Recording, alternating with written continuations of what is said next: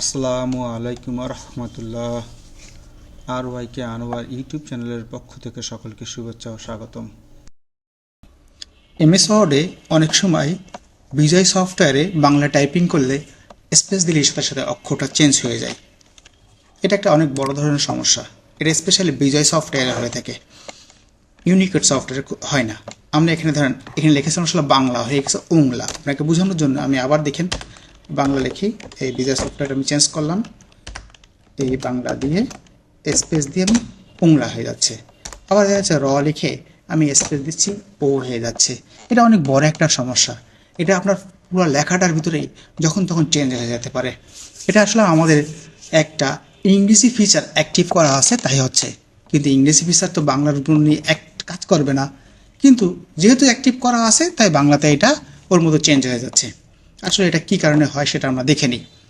ওকে, এটা হয় শুধুমাত্র কিছু কিছু শব্দের ক্ষেত্রে, এটা অক্ষরের ক্ষেত্রে এটা হয়, সবগুলোতে কিন্তু হয় না। আমাকে সাথে কী করতে হয়, পরে আবার মুছে দিয়ে আবার লিখতে হয়, এই আবার লিখতে হয়।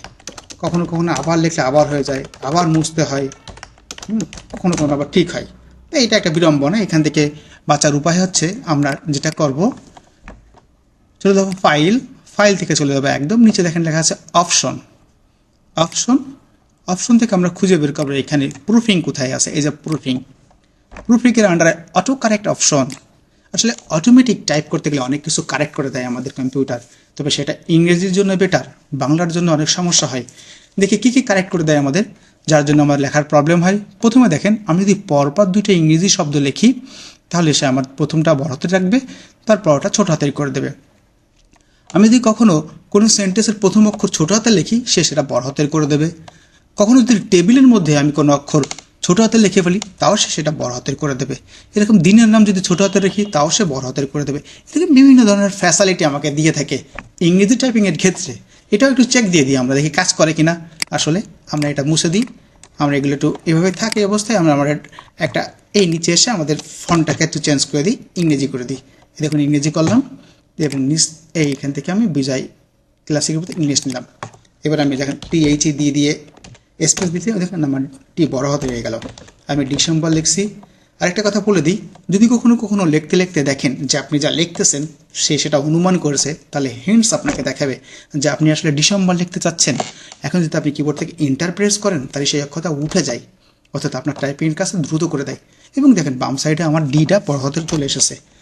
এইভাবে দিনের নামের ক্ষেত্রে আবার যদি মনে করেন আরেকটা দেখি, মনে করেন এইভাবে লিখলাম, ওই দেখেন আমরা এটা কিন্তু সে বড় হাতে করে নিই। এবার আমি একটা সেন্টেন্সে করি কাজটা,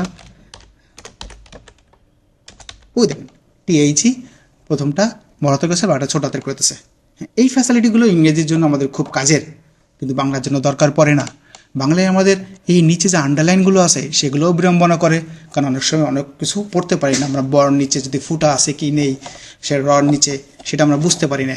আসুন আমরা এই লাল দাগ ইংরেজিতে উঠাই দেবো, আর বাংলা দুঃখিত লাল দাগ বাংলায় উঠাই দেবো, ইংরেজিতে লাগে দিয়ে দেবো, সমস্যা নেই। দুটোই দেখে নিই। ফাইল, ফাইল থেকে আমরা অপশন, অপশন থেকে আমরা চলে যাব প্রুফিং, প্রুফিং থেকে অটো কারেক্ট অপশন। এই সব ঠিকগুলো যদি উঠাই দিই তাহলে আমাকে বাংলা টাইপিং এই সবগুলো কিন্তু একদম অটো কারেক্ট অপশনের আন্ডারে, আর কোথাও যাওয়া লাগবে না। এবার আমি ওকে দিই, আবার ওকে দিয়ে বের হয়ে আসি। ওকে, এবার আমি যদি টাইপ করি আমার বাংলা, আমি কন্ট্রোলটা বি দিয়ে আমার বিজয় সফটওয়্যার চেঞ্জ করলাম।